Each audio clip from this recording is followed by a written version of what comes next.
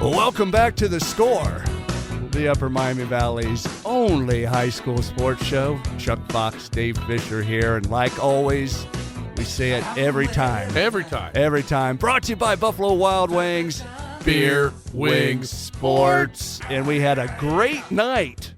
Yes. Out last Monday night. At the Blazing Athletes Out live show out at B-Dubs. Darcy and her crew always does a great job for us. And, you know, had a packed house, too. Did, and I'll tell you what, we had some great athletes that were out there, had fun interviewing them. The only thing is that we had one that we couldn't get in because they were traveling. They were busy. And we're looking forward to having them soon. But we have the coach of them right now, the Troy Pop Rock. Yes, Coach Josh Oakes, the coach of the Troy Pop Rocks. Coach, welcome to The Score. Hey, thanks for having me. I tell you, we've watched, your group for quite a few years since we've been doing this here at 107.1 WTJN, and never ceases to amaze me just the way at a halftime show how the crowd responds to your kids. It's incredible. Yeah, it's definitely been a rewarding experience for the kids. I mean, it's definitely a lot of fun, and I think a lot of learning lessons for the kids too. I've been able to see kids mature and learn about working towards goals and reaching goals, and that lesson is such a hard lesson to learn at times, especially at their age in life. But none of the kids, none of them come in with the natural ability, what you guys have seen as the end result. They don't come in just able to jump rope like that. And generally, they get a firsthand experience when it comes to mastering those tricks, those skills, those routines. They don't just come in one day or even a few days. Those routines and tricks, they're learned over several months. So seeing the kids being able to work towards those goals and learn those type of life lessons, I think it's been really rewarding. And we're just excited that the crowds respond to us and like what they see that much. Well, last Monday night, we had honored the Pop Rocks as our Blazing Athletes of the Week. And, you were traveling last weekend, and, just kind of talk about, how much traveling your group actually does. Well, we have been fortunate to be able to see some pretty cool places. Right. Last weekend, we were at Georgia Tech. They were playing North Carolina State, I think it was. We've been to Pitt University this year. They played North Carolina. Coming up here in February, we're going to Duke, and we also have a trip to Tennessee lined up. Generally, we take about 4 of those longer distance trips per year, give or take. Of course, we do a lot of local shows. We'll be here local. This coming Friday, we're going to be at Piqua. We'll be in Troy, I believe, February 14th. We're going to be in Troy in case anybody wants to come out and see us live. We will be covering that game, Coach, so we'll be there. Oh, cool. Yes. We have UD. Well, we're doing UD here soon. UD men's, and they're having a really good season, so I think they're a sold-out crowd, which will be a really nice opportunity for us. And then we got UD women's as well. I think we're going to Butler.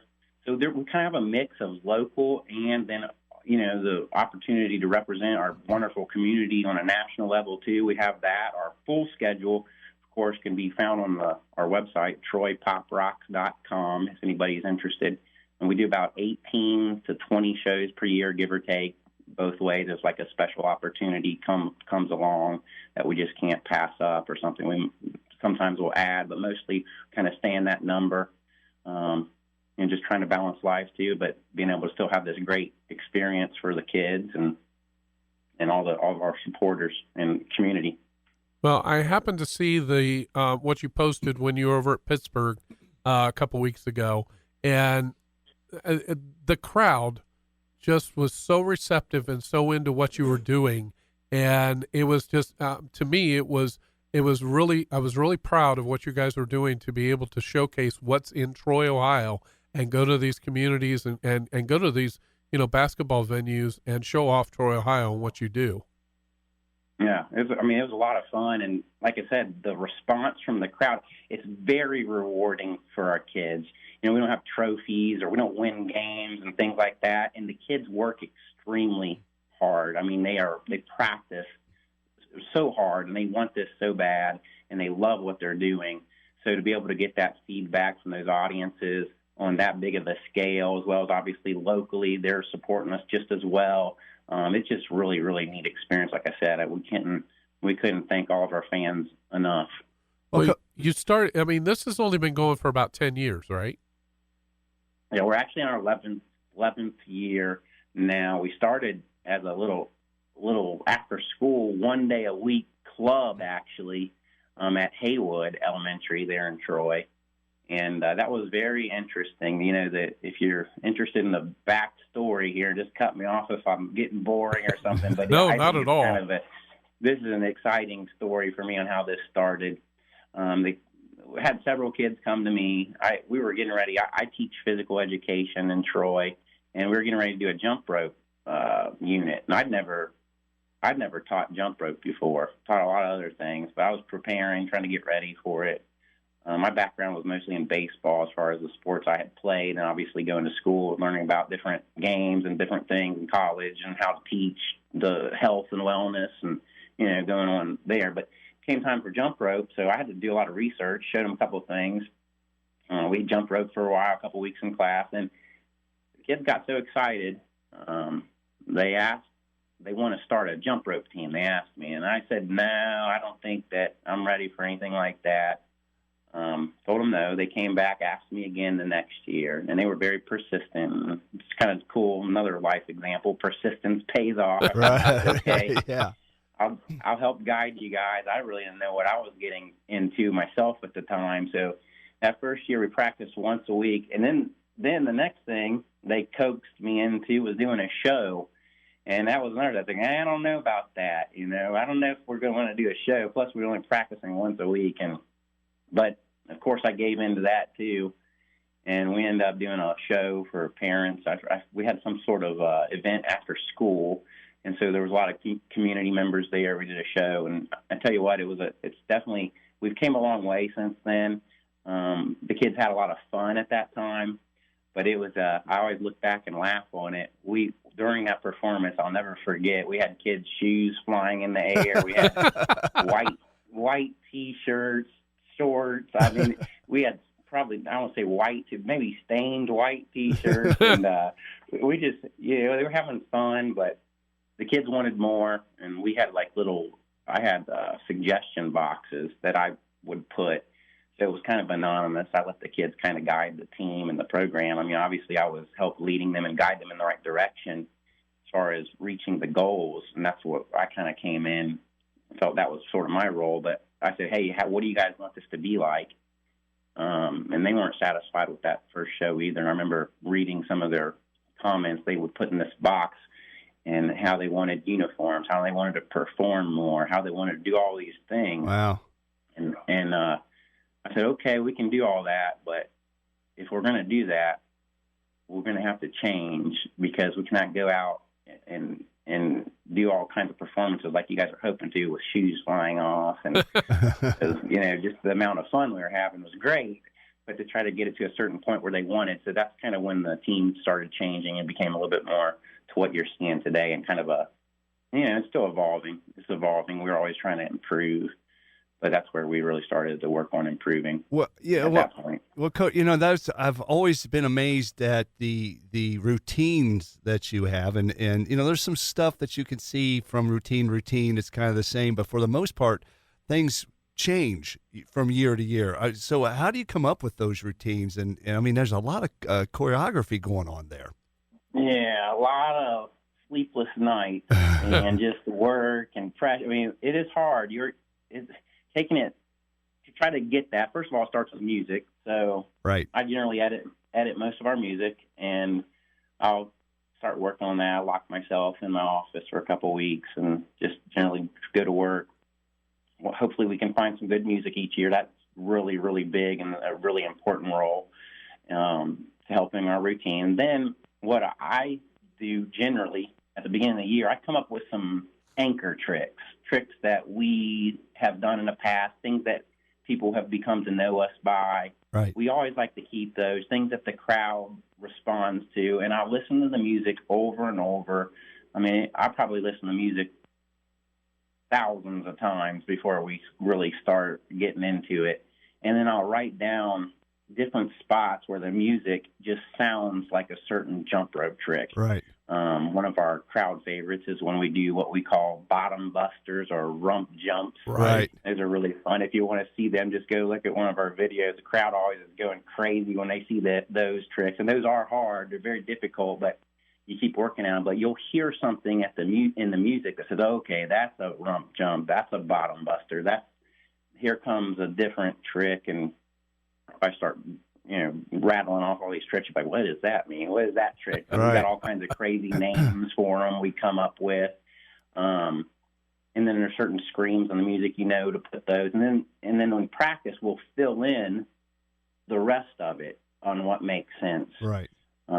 We've had, some help too. We've had some tumbling coaches come help us. We've had, a young lady who's been in a jump rope or a national stage help us. We've had some different world champions that'll come in every now and then, maybe, a handful of times per year. I think we had somebody come in about 3 practices this year because where we were stuck on a few things. We had a couple of pieces of music we just weren't really satisfied with, so we called another person in and said, hey, what are you hearing here? What do you think this sounds like? What kind of trick goes there? Help us with some of those. But mostly what you're seeing is developed by the kids at practice, and then just writing some of those anchor tricks that, like our fans know us by. We'll write some of those down, make sure we always have those. Well, crowd favorites. and then after all of that, so when does your season start? When do they start practicing to get ready to do their season? To do your season? Yeah, sure. We start practicing in August.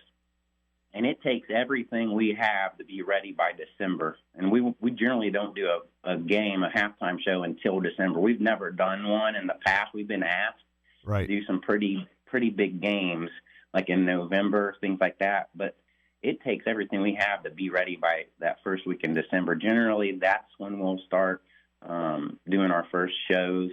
And that's a lot of pressure, too, to be ready by then. You're booking shows. It's hard to book enough shows and the right kinds of shows for the kids. Right. But you're sort of booking them blindly because you're not ready in August. You're not ready in September.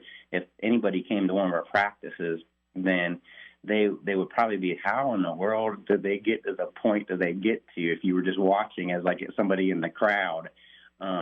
And it takes a lot of work, but again, it goes back to those goals, setting goals, working at something long enough, and then seeing it through and seeing the fruition of all the labor that went involved into that, and those kids working, and just, it's just a rewarding experience from that standpoint. But getting back to that practice, we're practicing about 10 hours per week, coming in on the weekends, early in the morning, and it's a lot to it to be ready to see that end result. That's what you're used to seeing. Well, if somebody or they have a young person that wants to get involved with the Pop Rocks, or there may be a sponsor out there that's listening to this, how can they contact you and get your contact information out there, and where can they go to get a hold of you? Well, you can always email us, and our email is troypoprocks@gmail.com. Again, troypoprocks@gmail.com, all one word. And, our website, if they forget that, they go to our website. It's probably a good idea to go to our website anyway so they can see what they're getting into. So that's www.troypoprocks.com. And then as far as people, a lot of times people, at least what I've found lately, is a lot of people are intimidated. They're thinking, man, this looks so cool. I'd like to have my kid involved in this. Right. But like I said, in reality, none of the kids come in able to do all those tricks. And we introduce them. Generally, we have a couple clinics, which we'll be having some clinics, training sessions, open to the kids there in the Troy schools and the public if they want to just come and have some fun. Our team's only open to Troy school students, but we also open those training sessions up to other people if they just want to come enjoy the day. So generally we introduce them to those tricks then, but they won't get them that day. We'll teach them where to put their hands. We'll teach them what to do, when to jump, how to get into the right positions. And there's a series of basic tricks they can get there. Those are usually a good starting point. And then we generally have tryouts, usually in the spring of each year, gearing up for the next year.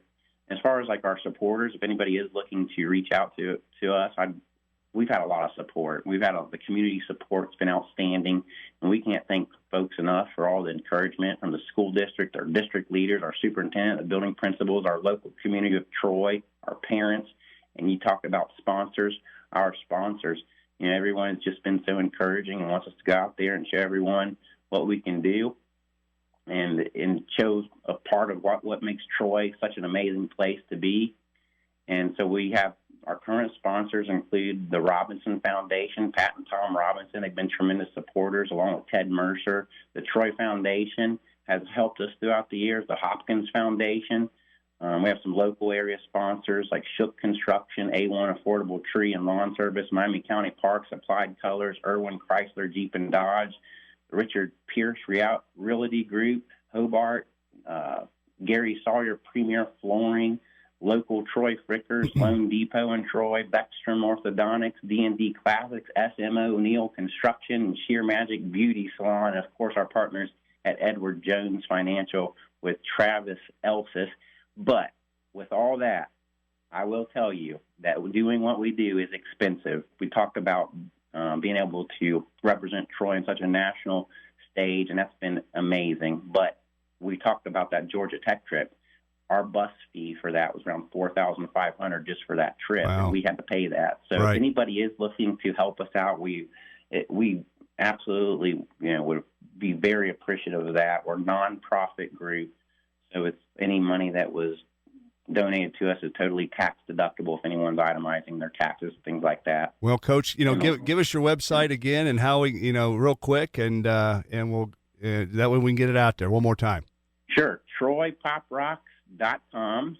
All right. Right. Coach, we appreciate you taking some time with us. Coach Josh Oakes, the Pop Rocks coach here in Troy, and we're going to take a quick break and come back with more of the score right after these messages here on TCR Sports. Tonight's great show we had. And it was a great show. It was a great show. I have to say, Fish, that interview about the Pop Rock Yes. and getting everything that he's done, that is absolutely amazing. Yeah, 10 years of it, too. Or Yeah. 11. This is our 11th season. I think they just started out as just like an after-school activity. Right. And now they're traveling all over the United States. It's crazy. Yeah. And It's cool. Really cool. it really is. And what recognition they bring to Troy, Ohio Yes. for what they do. But those young people work there, and I'll say it, their butts off. They work their tails off, and they do a good job. They bounce on their tails. And again, welcome back to The Score, the Upper Miami Valley's only high school sports show, brought to you by Buffalo Wild Wings Beer, Wings, Sports.